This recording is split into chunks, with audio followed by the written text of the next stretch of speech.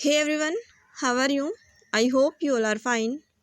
आज हम डिस्कस करने वाले हैं क्लास 12 प्री बोर्ड असेसमेंट 2022 और 23 के लिए। सब्जेक्ट है हमारा हिस्ट्री। इसमें हम मेनली डिस्कस करेंगे हमारे ऑब्जेक्टिव टाइप क्वेश्चंस। 1 और 2 मार्क्स के क्वेश्चंस हैं केवल उन्हीं को। चलिए स्टार्ट करते हैं।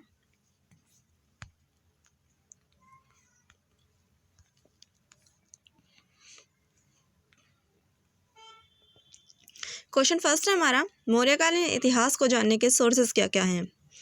मौर्यकालीन अभिलेख, सिक्के, इसके साथ ही अगर हम बात करें मैगजीन्स की इंडिका, कौटिल्य का अर्थशास्त्र, मुद्रा राक्षस और विदेशी यात्रियों के वृत्तांत जो हैं वो मौर्यकालीन सोर्स को जानने के लिए सोर्सेज प्रोवाइड कराते हैं। इसके साथ ही अगर हम बात करें अशोक के शिलालेख जो हैं उनसे भी हमें काफ़ी विस्तृत मात्रा में मौर्यकालीन इतिहास को जानने में सहायता मिलती है।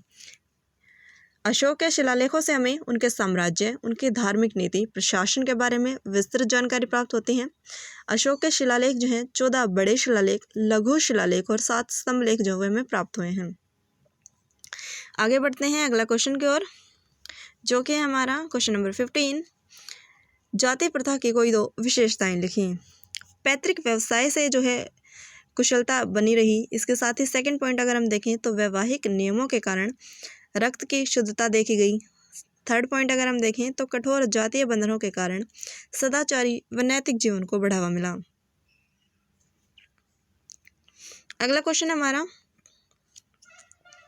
दिगंबर तथा श्वेतांबर से क्या अभिप्राय है? मेनली जैन धर्म का जब पार्टीशन हुआ तो जैन धर्म जो है वो 2 भागों में डिवाइड होगा, श्वेतांबर और दिगंबर।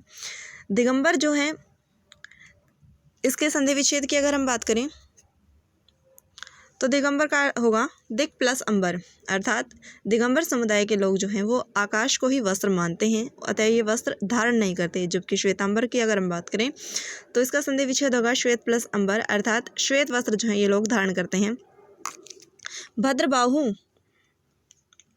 दिगंबर समुदाय के नेतृत्व में जो है ये दक्षिण में गए थे, जिसके कारण जो है इन्हें दक्षिणी जैनी भी कहा जाता है। इसके साथ ही अगर हम बात करें उत्तर में जो है मगध में रहने वाले जो जैनी हैं इन्हें स्थूलभद्र जो थे इन्होंने इनको अपना मुखिया बनाया था।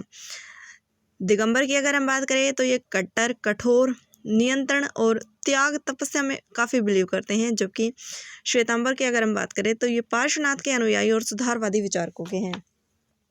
इसके साथ ही अगर हम इसे समराइज करें तो श्वेतांबर जो हैं वो श्वेत कपड़े पहनते हैं, महावीर स्वामी की शिक्षाओं का घूम घूम कर प्रचार करते हैं। जबकि दिगंबर की अगर हम बात करें तो ये कोई वस्त्र धारण नहीं करते। इसके साथ ही अगर हम बात करें दिगंबर भिक्षुओं को किसी भी प्रकार की कोई संपत्ति रखने की अनुमति नहीं है। आगे बढ़ते हैं हमारे अगले क्वेश्चन की ओर, जो कि है क्वेश्चन नंबर 17। सुल्तान जहां बेगम ने सांची के स्तूप में संरक्षण कैसे योगदान दिया? सांची के स्तूप के संरक्षण के लिए जो है भोपाल के बेगमों ने काफ़ी इंपॉर्टेंट रोल प्ले किया, जिसमें फर्स्टली अगर हम बात करें तो उन्होंने काफ़ी जो धन है वो प्रोवाइड कराया है। इसके साथ ही अंग्रेज, फ्रांसीसी प्रालेख शास्त्री जो हैं इन स्तूपों की अलंकृत जो सामग्री है इनको अपने साथ ले जाना चाहते थे अपने देश में। इन बेगमों ने ऐसा नहीं होने दिया। मेनली अगर हम बात करें सुल्तान जहां बेगम की तो उन्होंने सांची के स्तूप के पास एक संग्रहालय और एक अतिथिशाला का निर्माण कराया। अगला क्वेश्चन है हमारा क्वेश्चन नंबर 18। फ्रांसवा बर्नियर कौन था? उनके द्वारा रचित प्रसिद्ध ग्रंथ का नाम बताइए। फ्रांसवा बर्नियर बेसिकली एक फ्रांसीसी यात्री हैं जो कि पेशे से चिकित्सक थे। 1656 से 1668 तक भारत में रहे थे। इन्होंने एक फेमस बुक लिखी जिसका नाम है travels in the Mughal empire. Bharat के संदर्भ में इन्होंने अपने अनुभव जो हैं इस बुक में साझा किए हैं। अगला क्वेश्चन है हमारा, अकबर के शासनकाल में भूमि के वर्गीकरण का वर्णन कीजिए। मेनली 4 टाइप में डिवाइडेड की गई थी, पोलेस, परोती और चाचर और बंजर। पोलज जो है वो पोलज सबसे ज़्यादा उपजाऊ भूमि थी और सबसे कम की अगर हम बात करें तो वो चाचर थी। और बंजर जो है वो कृषि योग्य भूमि बिल्कुल भी नहीं थी, यानी कि अब उस पर कृषि नहीं की जा सकती थी। अगला पॉइंट है हमारा, पहाड़ियों की झूम खेती की कोई 2 विशेषताएं लिखें। पहाड़िया लोग जो हैं वो बेसिकली किसी एक स्थान पर टिककर खेती नहीं करते थे। जो कृषि उन्होंने की इसमें जो है एक ऐसी कृषि जिसमें पहले वृक्ष या वनस्पति जो है उनको काट कर साफ कर दिया जाता है, जला दिया जाता है, और जो भूमि साफ की गई है उस पर तब तक खेती की जाती है जब तक उसकी मिट्टी में उर्वरता मौजूद है। और इसके साथ ही अगर हम बात करें तो इसकी एक फेमस विशेषता की अगर हम देखें तो हल की बजाय इन्होंने जो है कुदाल का जो इसमें इस्तेमाल किया है मिट्टी को खोदने के लिए। आगे बढ़ते हैं, हमारे अगला क्वेश्चन है जो कि है संविधान में विषयों का बंटवारा किस प्रकार किया गया। संविधान में विषय जो है वो 3 पार्ट में डिवाइड किए गए। सेंट्रल स्टेट, जो कि पहले है हमारा संघ सूची, राज्य सूची और संवर्ती सूची। संघ सूची की अगर हम बात करें तो इस पर कानून बनाने का अधिकार जो है वो केवल केंद्र सरकार को है। इसमें टोटल 100 जो हैं वो विषय शामिल किए गए हैं। इसकी अगर हम बात करें कौन कौन से विषय हैं तो रक्षा, विदेशी मामले, नागरिकता, बैंक, बीमा, रेल, बंदरगाह, मुद्रा और खनिज हैं। राज्य सूची की अगर हम बात करें तो राज्य सूची पर कानून बनाने का अधिकार केवल राज्य सरकार को है। इसमें अगर हम बात करें 61 विषय थे। सब्जेक्ट क्या क्या हैं इसमें अगर हम देखेंगे तो स्थानीय सरकार, पुलिस, जेल व्यवस्था और इसके साथ ही हम देखेंगे संचार, मत्स्य पालन, कृषि और स्वच्छता जो है वो इसके विषय रही हैं। संवर्ती सूची की अगर हम बात करें तो संवर्ती सूची में जो है 52 विषय रही हैं और इसके साथ ही अगर हम बात करें तो संवर्ती सूची पर कानून बनाने का अधिकार जो है वो केंद्र और राज्य दोनों सरकारों को है। इसमें अगर हम बात करें संवर्ती सूची का विषय फेमस कौन कौन से हैं तो वो होंगे हमारे शिक्षा, वन्य जीव और बिजली। आगे चलते हैं, नेक्स्ट है हमारा क्वेश्चन ऑब्जेक्टिव टाइप क्वेश्चन है हमारे 1 मार्क्स के लिए।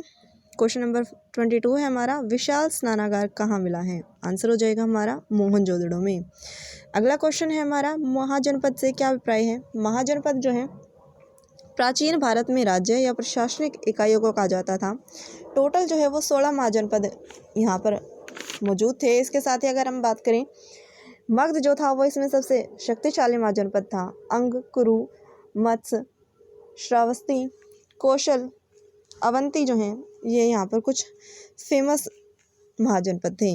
अगला क्वेश्चन है हमारा क्वेश्चन नंबर 24 10 अवतारों की कल्पना किस संप्रदाय से संबंधित है।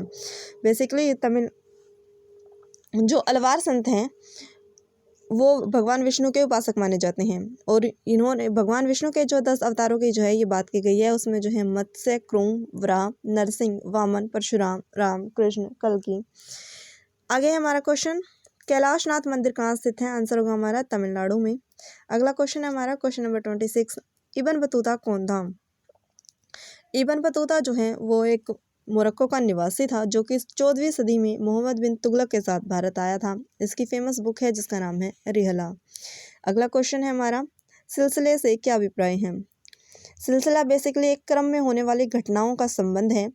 सिलसिले का मतलब अगर हम बात करें सूफी सिलसिले की तो ये इस्लाम धर्म से रिलेटेड है। इसका मतलब होगा समय समय पर सूफी संतों के संगठन द्वारा उनके द्वारा चलाए गए आंदोलन, कार्य, प्रचार से संबंधित हैं। अगला क्वेश्चन है हमारा विजयनगर साम्राज्य के संस्थापक कौन कौन थे।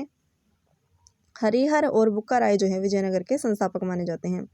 अगला क्वेश्चन है हमारा क्वेश्चन नंबर 29 बुकानन कौन था। पेशे से एक चिकित्सक था जो कि 1794 में भारत आया था। भारत में उसने कलकत्ता में एक चिड़ियाघर की स्थापना भी की थी। अगला है हमारा क्वेश्चन रहट का प्रयोग सबसे पहले किस काल में हुआ है। आंसर हो जाएगा हमारा ऑप्शन नंबर सी जो है मुगल काल में। अगला क्वेश्चन है हमारा क्वेश्चन नंबर 31 मुगल काल में भूमिहीन किसान क्या कहलाते थे। आंसर हो जाएगा हमारा ऑप्शन नंबर ए जो है पाई कास्त। अगला क्वेश्चन है हमारा क्वेश्चन नंबर 32 जो कि है ईस्ट मरारी बंदोबस्त के समय वर्धमान का राजा कौन था। आंसर हो जाएगा हमारा ऑप्शन नंबर ए जो है तेजचंद।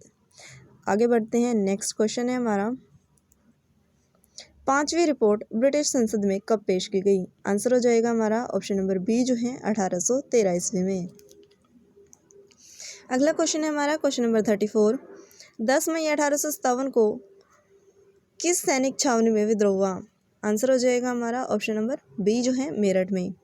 आगे बढ़ते हैं, अगला क्वेश्चन है हमारा क्वेश्चन नंबर 35 महात्मा गांधी की दांडी यात्रा कब शुरू हुई। आंसर हो जाएगा हमारा ऑप्शन नंबर ए जो है 12 मार्च 1930 को।